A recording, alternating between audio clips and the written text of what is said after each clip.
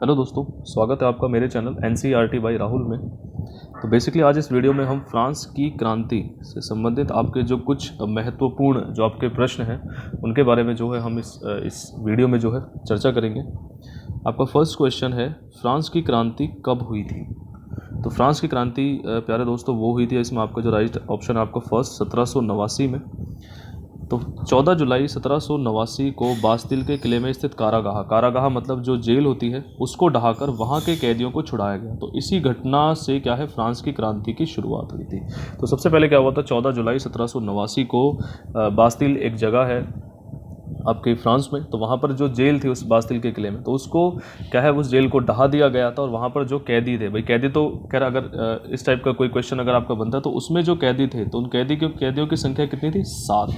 तो उनको वहाँ से छुड़ा लिया गया था। तो इसी घटना को जो संज्ञा दी जाती है वो फ्रांस की क्रांति की शुरुआत के रूप में संज्ञा दी जाती है।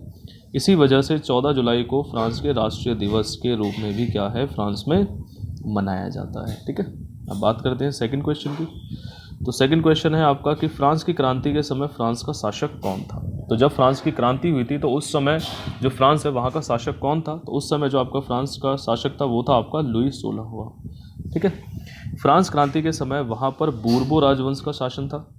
बूर्बो राजवंश के शासक लुई नाम से जाने जाते थे और इस राजवंश के कुल 16 शासक थे, जिनमें जो लुई 16वें था, ठीक है, जो यानी कि जो लुई पहले से जो था वो लुई मतलब फर्स्ट से लेकर 16 तक जो उनके नाम जो बुलाए जाते Louis first, Louis second, Louis third, इस तरीके से, तो लुई 16वें तक थे।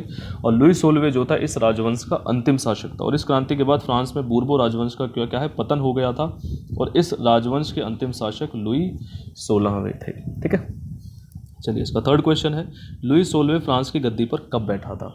तो लुई 16वें जो इसका मतलब बूर्बो राजवंश का या फ्रांस का जो बूर्बो राजवंश था फ्रांस में, उसका जो अंतिम शासक था लुई 16वें, तो वो फ्रांस की गद्दी पर बेसिकली आपका 1774 में बैठा था। ठीक है, फोर्थ क्वेश्चन है आपका, मेरी अंत्या अनेत कौन थी? तो ये मोस्ट इंपॉर्टेंट क्वेश्चन है जो कि अभी आपका 9 सितंबर को जो आपका TGT सोशल साइंस मेल वाला जो एग्ज़ाम हुआ है तो उसमें भी इस लेडी से रिलेटेड जो है क्वेश्चन वहाँ पर पूछा गया था। तो मेरी अंत्या अनेत कौन थी? तो देख लेते हैं इसको कौन थी। तो ये जो थी वो लुई 16वें की पत्नी थी। ठीक है, कुछ इंपॉर्टेंट फैक्ट्स और हम इन लेडी के बारे में देख लेते हैं जो इनका नाम मैरी अंत्यानेत है। तो फ्रांस की क्रांति के समय मैरी अंत्यानेत लुई 16वें की पत्नी थी। ये ऑस्ट्रिया की राजकुमारी थी। बेसिकली राजकुमारी कहाँ की थी? ऑस्ट्रिया की राजकुमारी थी और इनकी शादी जो है वो लुई 16वें के साथ हुई थी। तो फ्रांस के शासक लुई 16वें में क्या था कि शासन के प्रति दूरदर्शिता नहीं थी और ना ही निर्णय लेने की उनमें क्षमता थी, जिस वजह से क्या था कि शासन की जो बागडोर थी वो मुख्य रूप से उनकी पत्नी मैरी अंत्यानेत के हाथों में थी। तो इस तरीके से जो ये लेडी है मैरी अंत्यानेत, ये क्या है फ्रांस के जो शासन था उसमें इनका एक महत्वपूर्ण रोल जो है वहाँ पर हो गया था। और इन्हें कुछ अन्य नामों से जैसे मैडम डेफिसिट, मैडम घाटा और मैडम वीटो के नाम से भी जाना जाता था। ठीक है, अब आपका फिफ्थ क्वेश्चन है, मैरी अंत्यानेत कहाँ की राजकुमारी थी? तो जैसा कि मैंने आपको पहले ही एक्सप्लेनेशन में बताया, तो मैरी अंत्यानेत जो थी वो ऑस्ट्रिया की राजकुमारी थी और लुई 16वें के साथ जो है इनकी शादी हुई थी। आपका क्वेश्चन नंबर 6 है, फ्रांस की क्रांति की बाइबल किसे कहा जाता है? यानी कि किस पुस्तक को फ्रांस की बाइबल के रूप में जाना जाता है? तो फ्रांस की क्रांति की बाइबल के रूप में बेसिकली आप जो द सोशल कॉन्ट्रैक्ट जो पुस्तक थी उसको जाना जाता है।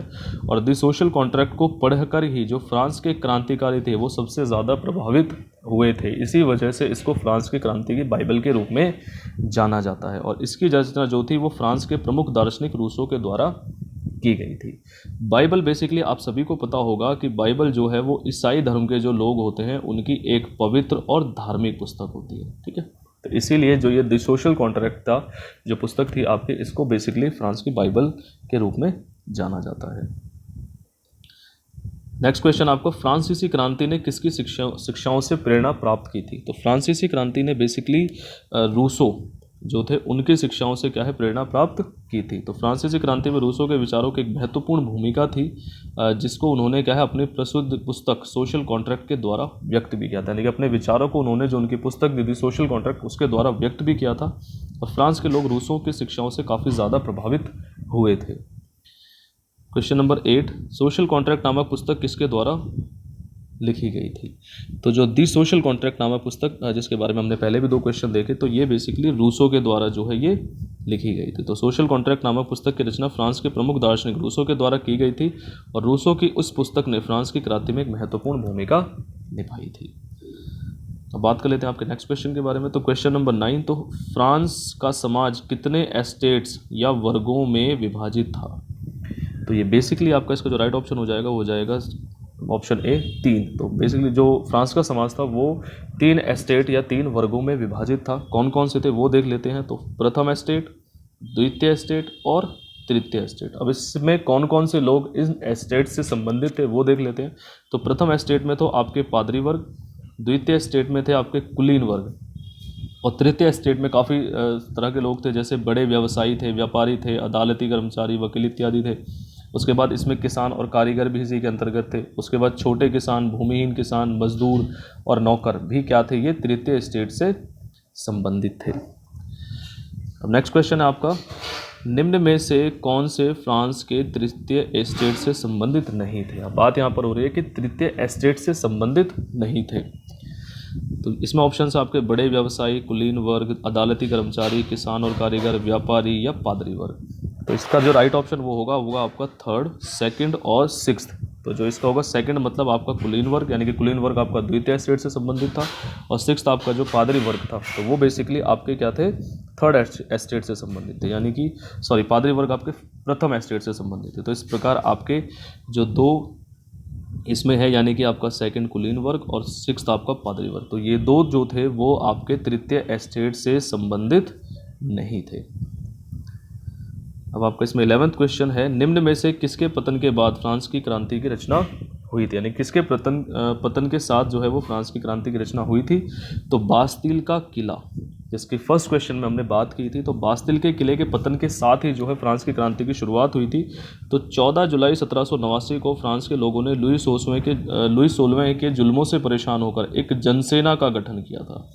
ठीक है, और इस सेना ने क्या किया था कि बास्तिल के किले में स्थित कारागाह या जो जेल थी उसको ढहा दिया और उसमें मौजूद कैदियों को रिहा कर लिया था। ठीक है, ये भी थोड़ा सा इसमें एक फैक्ट याद रखिएगा कि जो कैदियों की संख्या थी उसमें वो कितनी थी, 7। और इसी घटना के साथ फ्रांसीसी क्रांति की जो है शुरुआत हुई थी। नेक्स्ट क्वेश्चन है आपका कि बास्तिल के किले का पतन किस तारीख को हुआ था? तो बास्तिल के किले का जो पतन हुआ था प्यारे दोस्तों वो हुआ था 14 जुलाई 1789 को। ठीक है, 14 जुलाई 1789। तो फ्रांस के लोगों के द्वारा बास्तिल के किले को उस समय के फ्रांस के जो शासक थे लुई 16वें उसकी निरंकुश शक्तियों के प्रतीक के रूप में देखा जाता था। इसी वजह से यह किला लोगों के बीच घृणा का केंद्र था और लोगों ने 14 जुलाई 1789 को इसे ढहा दिया था और इसी वजह से इस दिन को यानी कि 14 जुलाई को फ्रांस के राष्ट्रीय दिवस के रूप में और बास्तिल दिवस के रूप में जो है फ्रांस में मनाया जाता है। अब लुई 16वें को मौत के घाट उतारा गया, यानी कि उसको मौत की जो सज़ा दी गई थी, यानी कि मौत उसको कब दी गई थी, तो वो है आपका इसका राइट ऑप्शन 1793। ठीक है, तो लुई 16वें को वर्ष 1793 में फांसी की सज़ा दे दी गई थी और यहाँ तक कि उनकी पत्नी और उनके पूरे परिवार को भी 1793 में ही फांसी की सज़ा या फांसी दे दी गई थी। अब आपका 14th क्वेश्चन है, ये किसने कहा था अगर रूसो ना हुआ होता तो फ्रांस की क्रांति भी ना हुई होती? तो ये जो कथन था बेसिकली ये कथन था आपका नेपोलियन का। तो नेपोलियन ने ये कहा था, रूसो ने क्या है कि द सोशल कॉन्ट्रैक्ट नामक जो उसकी रचना थी रूसो की, उसके द्वारा फ्रांस के लोगों में क्रांति को जगाने में एक महत्वपूर्ण योगदान था। यानी कि रूसो की जो रचना थी बेसिकली द सोशल कॉन्ट्रैक्ट, उसका लोगों में यानी कि फ्रांस के लोगों में क्रांति को जगाने में एक बहुत ही महत्वपूर्ण योगदान था। हालांकि रूसो का जो जन्म हुआ था वो तो स्विट्ज़रलैंड में हुआ था, लेकिन उसका फ्रांस की क्रांति से क्या है एक बहुत ही गहरा नाता था। फ्रांस में बूर्बो राजवंश जब समाप्त हो गया था तो उसके बाद वहाँ पर नेपोलियन की शासक के रूप में स्थापना हुई थी। ठीक है, और ये फ्रांस का ही ये नेपोलियन का ही कथन था कि अगर रूसो ना हुआ होता तो फ्रांस की क्रांति भी ना हुई होती। चलिए, अब आपका नेक्स्ट क्वेश्चन है 15, किसने कहा मैं ही राज्य हूँ और मेरे शब्द ही जो है कानून है? तो ये किसके शब्द थे? तो बेसिकली ये जो शब्द थे तो वो फ्रांस के जो शासक थे लुई 14वें, तो ये उनके शब्द थे। तो फ्रांस के लुई 14वें ने ये कहा था कि मैं ही राज्य हूँ और मेरे शब्द ही जो हैं वो कानून है। तो ये किसके शब्द थे? बेसिकली लुई 14वें। अब लुई 14वें के बारे में मैं कुछ आपको फैक्ट्स अलग से बता देता हूँ। बेसिकली जो लुई 14वें थे वो एक बहुत ही जितने भी बूर्बो राजवंश के अन्य शासक थे उनमें काफ़ी ज़्यादा वो एक घमंडी शासक था, ठीक है।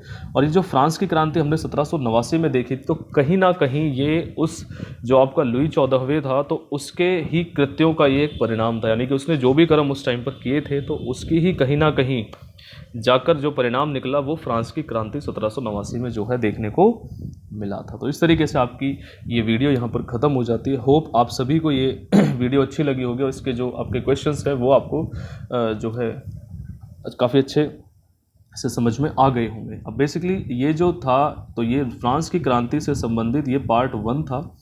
पार्ट 2 की भी जो वीडियो है वो काफ़ी जल्दी ही मैं अपने चैनल पे जो है अपलोड कर दूँगा। Thank you so much.